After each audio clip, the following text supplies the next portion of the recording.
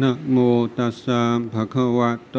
อะระหะโตสัมมาสัมพุทธัสสะนะโมตัสสะภะคะวะโตอะระหะโตสัมมาสัมพุทธัสสะ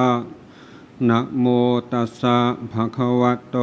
อะระหะโตสัมมาสัมพุทธัสสะนะโมตัสสะภะคะวะโตอะระหะโตสัมมาสัมพุทธัสสะนะโมตัสสะภะคะวะโตอะระหะโตสัมมาสัมพุทธัสสะนะโมตัสสะภะคะวะโตอะระหะโตสัมมาสัมพุทธัสสะพุทธังสรณังกัจฉามิพุทธังสรณังคัจฉามิ ธัมมังสรณังกัจฉามิ ธัมมังสรณังคัจฉามิ สังฆังสรณังกัจฉามิ สังฆังสรณังคัจฉามิ ทุติยมปิพุทธังสรณังกัจฉามิ ทุติยัมปิพุทธังสรณังคัจฉามิทุติยมปิธัมมังสรณังกัจฉามิ ทุติยัมปิธัมมังสรณังคัจฉามิ ทุติยมปิสังฆังสรณังกัจฉามิ ทุติยัมปิสังฆังสรณังคัจฉามิตติยมปิพุทธังสรณังกัจฉามิ ตติยัมปิพุทธังสรณังคัจฉามิ ตติยมปิธัมมังสรณังกัจฉามิ ตติยัมปิธัมมังสรณังคัจฉามิ ตติยมปิสังฆังสรณังกัจฉามิ ตติยัมปิสังฆังสรณังคัจฉามิทิสรณกัมมานังนิติตังมะพันเตปานาติปาตาเวรมณีสิกขาปะทังสมาธิยามิปานาติปาตาเวรมณีสิกขาปะทังสมาธิยามิอาทินนาทานา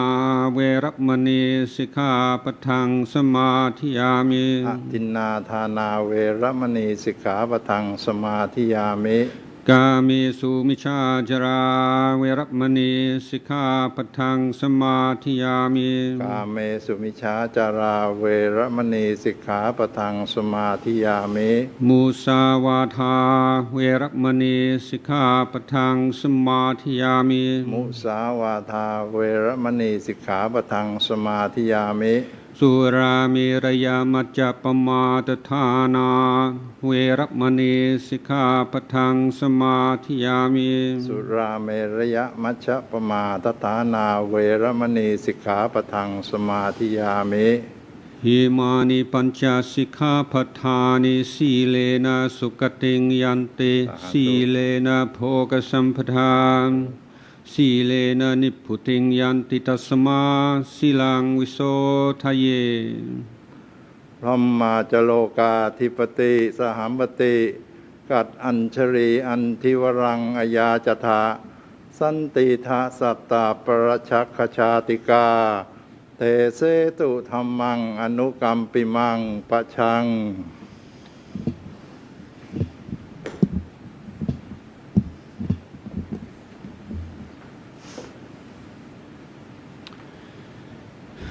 นะโมตัสสะภะคะวะโตอะระหะโตสัมมาสัมพุทธัสสะนะโมตัสสะภะคะวะโต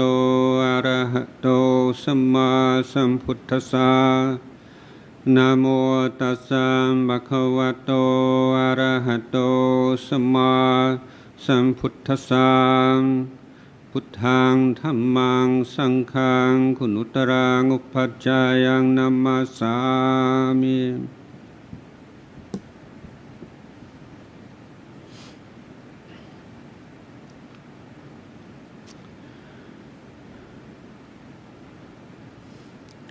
วันนี้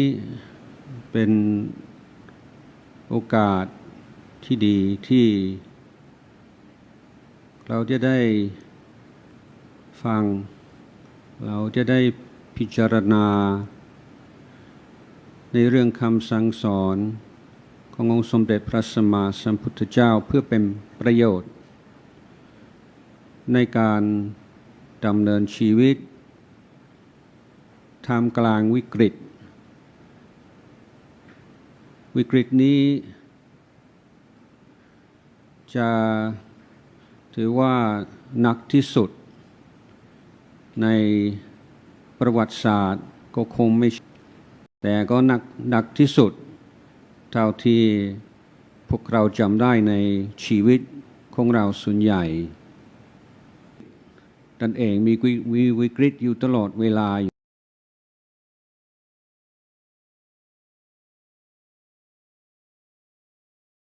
ู่แล้วด้านเรื่องของโควิดก็ถือว่าเป็นรูปแบบที่ชัดเจนที่หันหลังไม่ได้ของวิกฤตของคนทั่วประเทศทั่วโลกแต่ถึงจะไม่มีโควิดชีวิตก็ยังเต็มไปด้วยสิ่งท้าทายอดีตก็เป็นเช่นนั้นและอนาคตจะเป็นเช่นนั้นวิกฤตต่างๆนั้นจะเปิดเผยของแท้ของเนื้อแท้ของคนก็จะเห็นรอบตัวอย่างน่าชื่นใจเป็นตัวอย่างที่วิกฤตนี้ทำให้ความดีที่อยู่ภายในจิตใจของคนออกมาให้เห็นแต่ในขณะเดียวกันต้องยอมรับเหมือนกันว่าวิกฤตนี้มักจะดึงดูดความไม่ดีของคนออกมาให้เห็นเหมือนกัน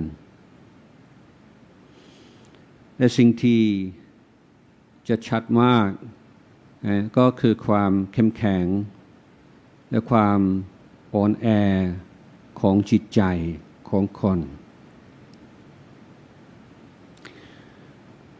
ครูบาอาจารย์สอนให้เราพยายามแปลงวิกฤตเป็นโอกาสแต่วิกฤตนี้ก็น่าจะเป็นโอกาสที่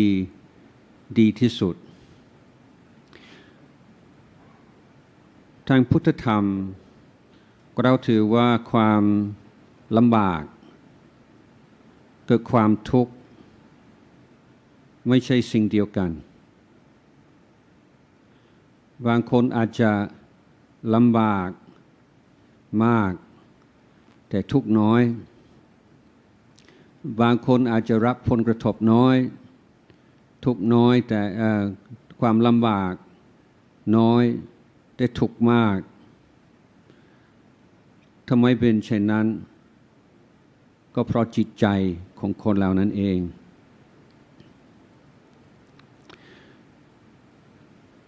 บางคนยังเข้าใจผิดว่าพุทธศาสนาเป็นเรื่องของจิตอย่างเดียวเป็นเรื่องของตัวบุคคลเป็นเรื่องส่วนตัวอย่างสิ่งแวดล้อมเป็นอย่างไรก็ให้จิตใจเราสงบก็พอแล้วเป็นเรื่องการทำใจแต่ที่จริงแล้วคำสอนพุทธองค์นั้นพระองค์ให้ชื่อว่าพระธรรมวินัยคำว่าวินัยในกรณีนี้ไม่ได้หมายถึงศีล227ข้อของพระสงฆ์แต่หมายถึงการพยายามสร้างสิ่งแวดล้อมไม่ว่าด้วยวัตถุไม่ว่าด้วยกฎหมายข้อวัดปฏิบัติข้อตกลงจารีตประเพณีต่างๆที่เอื้อต่อความเจริญในธรรมพุทธองค์ไม่ได้สอนว่าทุกสิ่งทุกอย่างอยู่ที่ใจแต่พุทธองค์สอนว่าทุกสิ่งทุกอย่างเกิดจากใจเป็นใหญ่แต่พุทธองค์ไม่เคยมองข้ามเลยความสำคัญของสิ่งนอกตัวและความเป็นอยู่ในสังคมดังคำสอนของพระพุทธเจ้าให้เราพัฒนาทั้งด้านนอกทั้งด้านในพร้อมๆกันพุทธศาสนาเป็นศาสนาแห่งการพัฒนา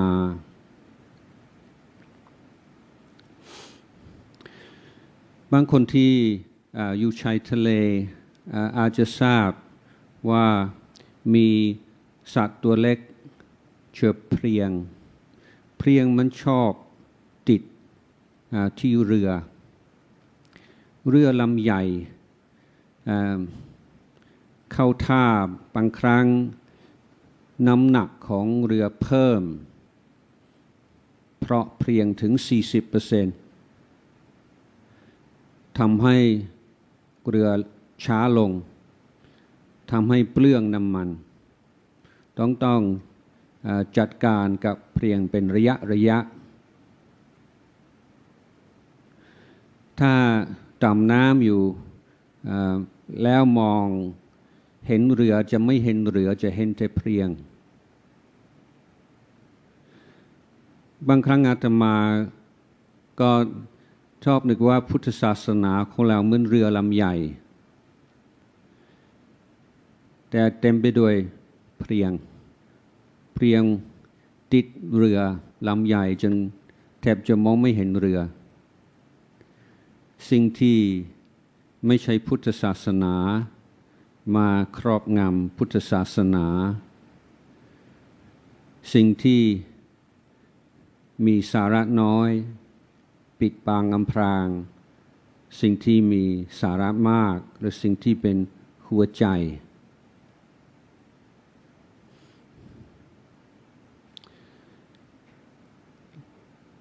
หลังๆนี้จะมีเสียงวิพากษ์วิจารณ์พุทธศาสนามากขึ้นที่จริงก็มาเป็นระลอกแต่ปี2 ปีที่ผ่านมาก็คงข้างจะดังอาตมาไม่ได้ติดตามมากแต่เมื่อได้ยินมีใครว่าพุทธศาสนาในฐานะเราเป็นสงฆ์ผู้มีหน้าที่ต้องปกป้องต้องทำความเข้าใจก็พยายามถามลูกศิษย์เหมือนกันว่าที่เขาว่าอะไรและส่วนมากที่ฟังแล้วเขาวิพากษ์วิจารณ์ตัวเพลียงไม่ได้วิพากษ์วิจารณ์ตัวศาสนาทุกวันนี้เราอยู่ในยุคที่ได้เปรียบยุคก่อนโอกาสที่เราจะศึกษาหลักคำสอนพุทธเจ้ามีมากแล้วไม่ต้องเสียตังค์ด้วยไม่ว่าในพอดแคสต์หรือว่าใน YouTube หรือออกทีวีมีโอกาสได้ศึกษาเรียนรู้มากแต่เมื่อมีคำถามและมีคำวิพากษ์วิจารณ์บางข้ออาตมาก็เสียใจว่าโอ้แค่เปิด Google แค่เปิดวิกิพีเดียอ่าน1 หน้า 2 หน้าจะมีความรู้พอที่จะไม่ต้องถามคำนี้เลยที่จะไม่ต้องพูดคำนี้ฉะนั้นวันนี้อาตมาจึงอยากขอให้ทุกคนให้โอกาสพุทธศาสนาบ้างพุทธศาสนามีเอกลักษณ์มีความเป็นเลิศทางด้านปัญญาแต่เราไม่ได้ใช้เท่าที่ควรเป็นสิ่งที่สำหรับอาตมาเป็นสิ่งที่น่าเสียดายอย่างยิ่งด้วยปัญญาด้วยความชาญฉลาดของผู้นำในอดีตเมืองไทยไม่เคยตกเป็นเมืองคืนของต่างประเทศของอังกฤษและของฝรั่งเศสเป็นต้นซึ่งเป็นสิ่งที่น่าภูมิใจแต่ในขณะเดียวกันต้องยอมรับว่าเมืองไทยตกเป็นเมืองคืนทางความคิดของตะวันตกมากโดยไม่ค่อยจะรู้ตัวถ้าตกเป็นเมืองคืนแบบสมัยก่อนเราก็ต้องรู้เราก็ต้องเห็นผู้นำเป็นต่างชาติทหารต่างชาติเป็นต้นแต่ความคิด ที่คอยซึมซับเข้ามาโดยไม่รู้ตัวที่คอยปนทำลายคุณค่าหรือหลักชีวิตร่วมที่เป็นที่ตั้งแห่งความมั่นคงแห่งชาติและความมั่นคงของจิตใจของแต่ละคนอันนี้เป็นสิ่งที่เรามองข้ามไปมากอาตมาจึงยกข้อสังเกตว่าคนสมัยนี้มองพุทธศาสนาผ่านความคิดมุมมองปรัชญาของชาวตะวันตกโดยไม่ค่อยจะรู้ตัวจะเห็นว่าพุทธศาสนาเป็นเรื่องความเชื่อเป็นเรื่องความเชื่อที่จะให้ความจะเป็นเครื่องยึดเหนี่ยวในจิตใจจะเป็นความปลอบใจในเวลาเป็นทุกข์เป็นต้นแต่หัวใจของพุทธศาสนาไม่ได้อยู่ที่ความเชื่อในคัมภีร์ในความเชื่อในสิ่งศักดิ์สิทธิ์คำสั่งสอนของพุทธองค์คือระบบการศึกษาและระบบการพัฒนาชีวิตนี่อิทธิพลของตะวันตกมีมากบางทีก็รู้สึกตลกขบขันเหมือนกันหรือบางทีมีทฤษฎีใหม่มาจากตะวันตกคนตื่นเต้นกันมากกล่าวถึงกันมากและลองแปลเป็นภาษาไทยกันบ้างสำหรับอาตมาหรือว่าผู้ที่เคยอยู่ตะวันตกก็รู้ว่าไอ้ทฤษฎีใหม่นี้เจ้าทฤษฎีผู้เขียนก็หันมาศรัทธาพุทธศาสนาเอาปรัชญาของพุทธศาสนาไปแปลเป็นสำนวนฝรั่งโดยไม่กล่าวถึงพุทธศาสนาให้เป็นกลางๆแล้วเมื่อมาเผยแผ่หรือว่ามาหนังสือมาถึงเมืองไทยการที่ผู้อ่านก็ไม่รู้จักคำสอนของพระพุทธเจ้ารู้สึกโอ้โหสุดยอดเลยน่าจะนำมาใช้ในประเทศไทยและก็แปลเป็นภาษาไทยอีกสำนวนหนึ่งแทนที่จะกลับเป็นสำนวนเดิมที่เป็นพุทธเอาเป็นเลยไปอีกสำนวนหนึ่งที่แข็งๆแบบมีนมมีเนยอยู่ต้องไม่รู้เป็นภาษาอะไรบางทีในทำนองเดียวกันคนที่หวังดีต่อพุทธศาสนาฟังอะไรจากตะวันตกหรือที่พวกกล่าวถึงคำว่าจิตใจหรือคำว่าความสงบก็ตื่นเต้นเหมือนพุทธศาสนาเลยเหมือนจริงๆซึ่งผู้ที่ศึกษาหลักพุทธจริงๆมันก็มีส่วนที่เหมือนกันบ้างแต่ต่างกันบ้างแต่เพราะคนเราไม่ได้ให้โอกาสกับคำสอนของพุทธเจ้าเท่าที่ควรเราแยกไม่ได้ก็ตัวสรุปว่ามีคำว่าสงบมีคำว่าสติใช้ได้แล้วซึ่งนี้ก็เป็นสิ่งที่อันตรายอาตมาเองหลังๆนี้ก็พยายามใช้คำว่าพุทธศาสนาน้อยลงเพราะทุกวันนี้รู้สึกคนจะมีอคติต่อคำนี้พอสมควรก็อยากใช้คำว่าพุทธธรรมคือพุทธองค์เคยตรัสไว้ว่าคำสั่งสอนพุทธเจ้านั้นซึ่งเรามักจะนับว่ามี 84,000 ข้อซึ่งไม่แน่ใจว่าจะใช้หรือไม่ใช่ไม่มีใครนับแต่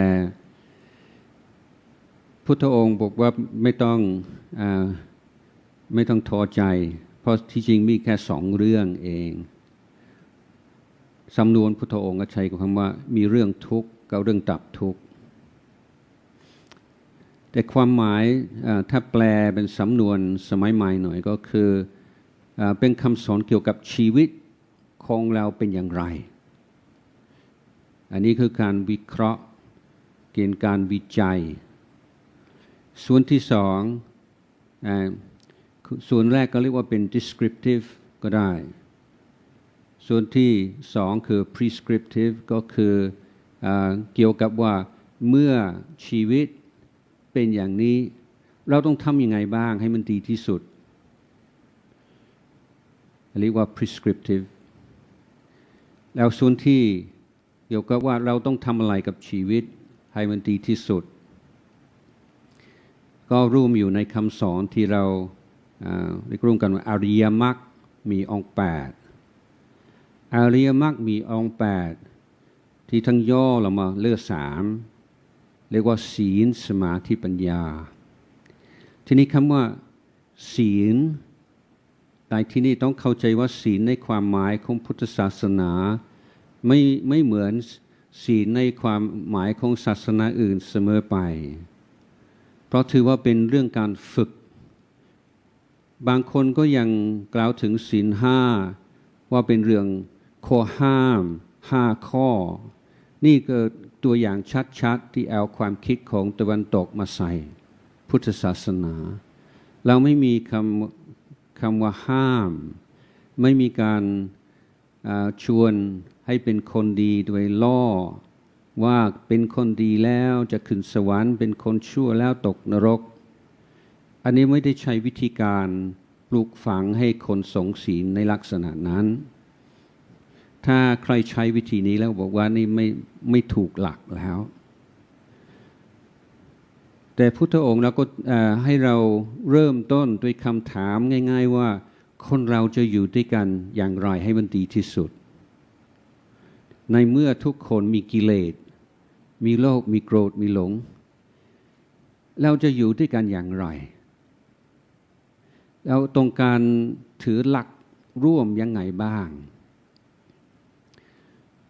พุทธองค์ก็เอาธรรมชาติของมนุษย์เป็นที่ตั้งไม่ใช่ความเชื่อในสิ่งที่เราพิสูจน์ไม่ได้ธรรมชาติของมนุษย์ก็คือมีกายมีวาจามีใจคือมีความประพฤติทางกายวาจาฝ่ายหนึ่งแล้วความรู้สึกนึกคิดฝ่ายหนึ่งทีนี้คนเราห้ามไม่ให้คิดอยากจะเอาของเขาไม่ได้คิดอยากจะทำร้ายเขาห้ามล่วงหน้าไม่ได้ธรรมชาติไม่ให้เราก็ต้องเคารพในธรรมชาติแต่เราห้ามการแสดงออกทางกายทางวาจาได้ดังนั้นถ้าเราอยู่ในครอบครัวหรือว่าในชุมชนในองค์กรไหนแล้วเราก็ตกลงกันหรือสัญญากันว่าข้าพเจ้านี่ยอมรับยังมีความโลภอยากได้นั่นอยากได้นี้นี่ยังเหลืออยู่มีความโกรธความแค้นความน้อยใจสิ่งเหล่านี้มันยังมีอยู่ในจิตใจแต่ข้าพเจ้าขอสัญญาไว้กับคนรอบข้างทุกคนว่าโกรธเท่าไหร่จะไม่ทำร้ายใครด้วยกายด้วยวาจาเป็นอันขาดจะไม่ถือสิ่งของที่เจ้าของไม่ได้ให้โดยเด็ดขาดจะไม่นอกใจคู่ครองเป็นอันขาดจะไม่โกหกจะไม่หลอกลวงเป็นอันขาดทำได้ไหมยากเหมือนกันแต่ทำได้ไม่เหลือวิสัยของมนุษย์ในพุทธองค์ศึกษาแล้วเปิดเผยวิสัยของมนุษย์ธรรมชาติของมนุษย์สิ่งที่เป็นไปได้สิ่งที่เป็นไปไม่ได้นั้นเราก็ถึงจะอยู่ในครอบครัวที่อบอุ่นทุกคนก็รักกันไม่ใช่ว่าจะรักกันทุกตลอด24ชั่วโมงทุกลมหายใจใช่ไหมแม้แต่คนที่เรารักที่สุดบางทีเราก็น้อยใจได้โกรธได้แค้นใจได้เป็นได้ทุกอย่างธรรมชาติเป็นเช่นนั้นแต่สิ่งที่เราทำได้คือสามารถบริหารสามารถควบคุมการแสดงออกทางกายทางวาจาแล้วถ้าทำเช่นนั้นได้อย่างสม่ำเสมอต่อเนื่องผลดีเกิดหลายข้อหลายอย่างข้อแรกก็คือทุกคนในครอบครัวนั้นในชุมชนนั้นจะรู้สึกปลอดภัยและฐานที่ขาดไม่ได้ในการพัฒนาความสุขในชุมชนในสังคมคือความปลอดภัยนั้นเราให้ความปลอดภัยให้ความสบายใจกับคนรอบข้างด้วยการงดเว้นจากการกระทำและการพูดบางอย่างฝึกตนอย่างนี้อันนี้ก็เรื่องของศีลดังนั้นเรามีปัญญาคำนึงถึงวิสัยสิ่งที่เป็นไปได้สิ่งที่เป็นไปไม่ได้เป้าหมายทำอย่างไรเราจะอยู่ด้วยกันอย่างทุกคนรู้สึกปลอดภัยอยู่ด้วยความไว้วางใจซึ่งกันและกันสมุทิฐานของพุทธธรรมคือต้องสมัครใจ บริหารกายวาจาของตนถ้าทุกข์เพราะกลัวติดคุกติดตารางยังไม่ใช่ศีลในความหมายของพุทธธรรมอันนั้นก็อาจจะเกิดความเรียบร้อยในระดับหนึ่งแต่ยังไม่ใช่สิ่งที่ต้องการทีนี้ถ้าเราสมัครใจงดเว้นจากการเบียดเบียนด้วยกายด้วยวาจาได้อย่างสม่ำเสมอไม่ว่าจะมีความกดดันจะมีความยั่วยุอย่างไรอย่างได้อย่างสม่ำเสมอต่อเนื่องผลไม่ใช่เกิดต่อคนรอบข้างอย่างเดียวเกิดกับจิตใจเราเองทำให้เราเคารพนับถือตัวเองได้เป็นเพื่อนกับตัวเองได้เป็นการพัฒนาตนแต่ยังไม่พอคือการพัฒนาชีวิตของมนุษย์ซึ่งเป็นเอกลักษณ์ของพุทธศาสนาไม่ได้หยุดอยู่ที่ความเรียบร้อยทางกายวาจาเพราะถ้ายังมีความคิดอยู่ยังมีความโลภความโกรธความหลงอยู่ไม่มีทางจะสงบได้ไม่มีทางที่จะได้ความสุขที่แท้จริงเพราะสิ่งที่เป็นอุปสรรคสิ่งที่เป็นศัตรูต่อความสุขที่สุดอยู่ภายในจิตใจเราเองพุทธองค์เคยตรัสไว้ว่าไม่มีศัตรูที่ไหนที่จะโหดร้ายเท่าจิตใจของตัวเองที่ยังขาดการฝึกอบรมและไม่มีเพื่อนที่ไหนที่จะดีเท่ากับจิตใจของเราที่รับการฝึกอบรมนั้นอยู่ที่เราฉะนั้นหัวใจของพุทธศาสนาไม่ได้ขึ้นอยู่กับกิจกรรมต่างๆเรื่องการใส่บาตรเรื่องการทำบุญสุนทานสิ่งที่ดีสิ่งเหล่านี้ดีมากสมควรจะทำแต่หัวใจของการเป็นพุทธมามกะไม่ได้อยู่กับสิ่งเหล่านี้มาอยู่ที่ความมุ่งมั่นที่จะพัฒนาตัวเองตามหลักคำสอนพุทธเจ้าทุกวันนี้มีการเรียกร้องให้เปลี่ยนสังคมให้สังคมดีขึ้นซึ่งมันเป็นสิ่งที่น่าอนุโมทนาแล้วมีความหวังดีต่อสังคมต่อประเทศชาติแต่ประวัติศาสตร์สอนแล้วว่าถ้าหากว่าไม่มีการพัฒนาตัวบุคคลพร้อมกับการพัฒนาสังคมการพัฒนาสังคมจะล้มเหลวเพราะกิเลสในแต่ละคนมันก็จะต้องออกฤทธิ์และจะทำลายสิ่งที่ได้นั้นอุดมการณ์ต่างๆเนี่ยเราจะอยู่ได้ไหมอยู่ตลอดรอดฝั่งได้ไหมส่วนมากพอมีชื่อมีเสียงมีอำนาจมีอุดมการณ์หายไปเลยส่วนมากเป็นอย่างนั้นเพราะอะไรเพราะคนไม่ฉลาดในเรื่องจิตใจตัวเองไม่มีวิชาป้องกันกิเลสไม่ให้ครอบงำจิตใจอย่างนั้นก็หลงตัวหลงทิฏฐิความคิดความเห็นของตัวเองทุกวันนี้คนที่เห็นได้ชัดเนี่ยคนไทยนี่พูดด้วยความเชื่อมั่นในตัวเองมากขึ้นพูดคล่องขึ้นแต่ว่าเนื้อหาบางทีก็ไม่ดีเท่าและที่สำคัญคือเรื่องการสื่อสารไม่ใช่เรื่องการพัฒนาการพูดอย่างเดียวต้องพัฒนาการฟังด้วยทุกวันนี้คนพูดเก่งมากกว่าสมัยก่อนแต่รู้สึกการฟังคนอื่นอาจจะแย่ลงอิทธิพลของโซเชียลมีเดียทำให้คนใจแคบความรู้สึกว่าเราว่าเขาเพิ่มขึ้นเรื่อยๆทีนี้ในการดูตะวันตกบางทีก็ดูในแง่ดีเกินไปตอนนี้ตะวันตกมีปัญหามากมายยิ่งที่อเมริกาในความแตกแยกในสังคมนี่ร้ายกว่าเมืองไทยหลายเท่าตัวฉะนั้นก็กลายเป็นสองเผ่าเลยซึ่งแต่ละฝ่ายก็มองฝ่ายตรงข้ามว่าทั้งโง่ทั้งชั่วทั้งอันตรายแทบจะไม่สามารถพูดคุยกันได้อีกแล้วมันเป็นเรื่องที่ร้ายแรงและอันตรายต่อโลกทั้งโลกเมืองไทยเราก็ยังไม่ถึงขั้นนั้นแต่มันสำคัญที่เราใช้วิชาของพระพุทธเจ้าให้เข้าใจตัวเองให้รู้ตัวเองสนใจรู้เขาเข้าใจเขาสร้างสะพานกับผลที่เราไม่เห็นด้วย ในการที่สร้างกำแพงและการที่แบ่งแยกและถือว่าเราดีที่สุดเขาแล้วที่สุดและผู้ที่ดีผู้ที่ถูกมีสิทธิ์จะไปด่าไปว่าอันนี้มันเป็นความคิดแบบเด็กๆทุกวันนี้การระบายความกลัวความกังวลความเครียดโดยการด่ากันว่าก็ไม่ก็พอเข้าใจอยู่แต่มันไม่ใช่ทางที่จะเกิดประโยชน์นั้นพุทธเจ้าถึงให้เครื่องมือพัฒนาชีวิตพัฒนาชุมชนไม่ใช่เรื่องจะเชื่ออะไรให้มันสบายใจแต่ให้เราศึกษาเรื่องกายเรื่องวาจาเรื่องใจตัวเองให้เราฉลาดในเรื่องกิเลสในการป้องกันไม่ให้กิเลสเกิดขึ้นหรือกิเลสเกิดขึ้นแล้วฉลาดมีพลังสามารถปล่อยวางได้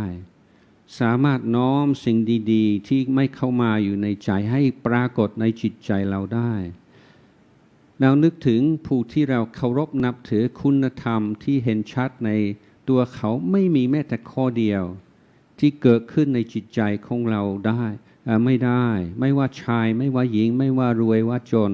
เรื่องนี้นี่คือความเสมอภาคของมนุษย์อยู่ตรงนี้อยู่ในโอกาสที่จะละบาปบำเพ็ญกุศลชำระจิตใจของตนให้เขาสะอาดเราเข้าถึงความเป็นมนุษย์ที่สมบูรณ์ด้วยการฝึกตนด้วยการพัฒนาตนนั้นในทุกวันนี้เราอยู่ท่ามกลางวิกฤตแต่เราสามารถได้กำไรจากวิกฤตบ้างเหมือนกันสามารถทำให้ตัวเองดีขึ้นทุกวันดีขึ้นอย่างการเสียสละความสะดวกสบายเพื่อคนอื่นการทำคุณงามความดีนะนั่นคือกำไรชีวิตทำความดีเมื่อไหร่ก็ได้กำไรทันทีช่วยเหลือคนอื่นเสียสละเพื่อส่วนรวมนี้ง่ายๆแต่ทำให้เรารู้สึกดีอย่างความซึมเศร้าเนี่ยเห็นเลยถ้าเราวางความมกมุ่นแต่เรื่องส่วนตัวเรื่องความปัญหาตัวเองเปิดใจกว้างยอมรับในความทุกข์ของคนอื่นคิดจะช่วยคนอื่นอารมณ์ก็ดีขึ้นทันทีคนเรานี่ทำชีวิตของตนให้ดีขึ้นได้ทำให้ดีขึ้นทุกวันได้อันนี้ก็คือการเป็นคนเข้าวัดหรือคนเข้าศาสนาพุทธผู้ที่มีความมุ่งมั่นมีความพยายามที่จะพัฒนาตัวเองให้ดีกว่านี้ถ้าเราเป็นคนขี้โกรธทำยังไงเราจึงจะให้ความโกรธน้อยลงหน่อยถ้าเป็นคนขี้อิจฉาต้องชนะให้ได้ให้มันปล่อยให้มันลดน้อยลงมีความไม่ดีตรงไหนอันนี้คือศาสนาก็คือทำยังไงเราจึงจะจัดการตรงนี้เรื่องสติเรื่องความสงบพุทธองค์ก็ให้แผนที่ชัดเจนมากเรื่องการฝึกจิตให้เขาถึงความสุขที่ละเอียดประณีตที่เลิศประเสริฐกว่าความสุขที่ได้จากรูปเสียงกลิ่นรสสัมผัสต่างๆมันไม่น่าสนใจเหรอถ้าทุกคนต้องการความสุขแล้วก็ยอมรับว่าความสุขที่ได้ทุกวันนี้ก็กระท่อนกระแท่นได้บ้างไม่ได้บ้างไม่ค่อยจะเป็นที่พอใจและผู้ที่มีปัญญามากที่สุดในประวัติศาสตร์ของมนุษย์ก็ได้บอกข่าวว่าคนเราสามารถเข้าถึงความสุขที่ดีกว่านี้นะถ้าหากว่าอดทนขยันมันเพียรทำอย่างสม่ำเสมอต่อเนื่องทำได้ถ้ามาว่าถ้าเรามีบุญพอจะเกิดในประเทศอันสมควรอย่างเมืองไทยอย่างน้อยก็ควรจะให้โอกาสพระพุทธเจ้าให้โอกาสพระอริยเจ้าทั้งหลายท่านอุตส่าห์ถ่ายทอดอุตส่าห์ให้เราทราบว่าคนเราเนี่ยดีกว่าที่คิดนะมีประสิทธิภาพสมรรถภาพมีศักยภาพที่สุดยอดเลยอยู่ในตัวเราแต่ไม่มีใครจะทำให้เราสงบได้ไม่มีใครทำให้เราหายห่วงได้หายกังวลหายเครียดได้ในที่สุดแล้วเป็นสิ่งที่แต่ละคนต้องทำแต่ในช่วงนี้ถ้าเราทุกข์เพราะโควิดไหมก็หลายคนเนี่ยทุกข์เหมือนกันลำบากก็เหมือนกันแต่ให้สังเกตว่าความทุกข์ส่วนใหญ่นี่เกิดจากความคิดมากกว่าตัวโควิดความลำบากเพราะอาการของโรคหรือความ ความกังวลครอบครัวหรือญาติมิตรที่ติดเชื้อมันก็มีแต่สิ่งที่ทรมานใจที่สุดคือเราคิดไม่หยุดคิดวิตกกังวลไม่อยากทำไมมันเป็นอย่างนี้ไม่น่าจะเป็นอย่างนี้ถ้าเป็นอย่างนี้แล้วจะเป็นอย่างนั้นต่ออันนี้ตัวร้ายพุทธองค์ก็บอกว่าปัญหาชีวิตของเหล่านี้เหมือนในกรณีนี้เหมือนเราถูกลูกศรเสียบแทงนี่มันเจ็บมากนะแต่คนเราไปเอายาพิษไปอาบลูกศรแต่ลูกศรก็คงต้องยอมรับแต่สิ่งที่เราทำได้คืออย่าให้มียาพิษอยู่อย่าอาบไว้ที่ลูกศรทำให้ดีที่สุดที่จะทำได้นั้นคุณธรรมในจิตใจของเราทำให้จิตใจเราสูงขึ้นแล้วเป็นสิ่งที่เราพัฒนาได้นั้นเราก็ทำยังไงเราจึงจะทำให้ชีวิตเราดีขึ้นมีส่วนในการช่วยให้คนอื่นมีชีวิตที่มีทุกข์น้อยลงมีความสุขมากขึ้นนี่แหละคือจะให้สำนึกให้เข้าใจว่าพุทธศาสนานี่ที่ชาวตะวันตกเข้ามาศึกษามาศรัทธาในพุทธศาสนาเพราะมัน practical มันมีคำสอนที่เราเอาไปทำได้เป็นระบบเป็นขั้นตอนพุทธเจ้าละเอียดมากทำอย่างนี้แล้วถ้าเกิดปัญหาไปแก้อย่างนี้มันเป็นคู่มือมนุษย์ที่แท้นั้นอยากให้ในช่วงเข้าพรรษาและในวันที่เป็นสิริมงคลที่จะถึงนี้ให้ทุกคนสำนึกเชื่อมั่นในศักยภาพของตัวเองใช้คำสั่งสอนพุทธเจ้าเป็นคู่มือเป็นแผนที่ลองดูจริงไหมที่เราสามารถละบาปบำเพ็ญกุศลชำระจิตใจของตนให้ขาวสะอาดจริงไหมไม่ต้องเชื่อไว้ก่อนแต่ว่าให้โอกาสพุทธศาสนาคือให้โอกาสชีวิตตัวเองทุกคนได้เราต้องเคารพต้องรักชีวิตตัวเองมากขึ้นไม่ใช่รักตัวเองนะไม่ต้องรักตัวเองมากแต่รักชีวิตของตัวเองให้มากขึ้นเพื่อความสุขเพื่อประโยชน์ของตนเพื่อความสุขเพื่อประโยชน์ของส่วนรวมตลอดกาลนาน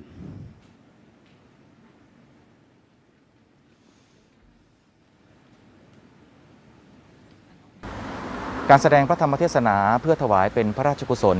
เนื่องในโอกาสวันเฉลิมพระชนมพรรษา 28 กรกฎาคม 2564 ก็ได้เสร็จสิ้นลงเป็นที่เรียบร้อยแล้วนะครับหากผู้ชมสนใจที่จะรับชมย้อนหลังสามารถที่จะติดตามรับชมได้ทาง Facebook และ YouTube ของโครงการทุนเล่าเรียนหลวงสำหรับพระสงฆ์ไทยสำหรับวันนี้หมดเวลาแล้วครับผมประเทศธาระพร้อมทีมงานทุกคนต้องลาคุณผู้ชมไปก่อนขอบพระคุณสำหรับการติดตามรับชมสวัสดีครับ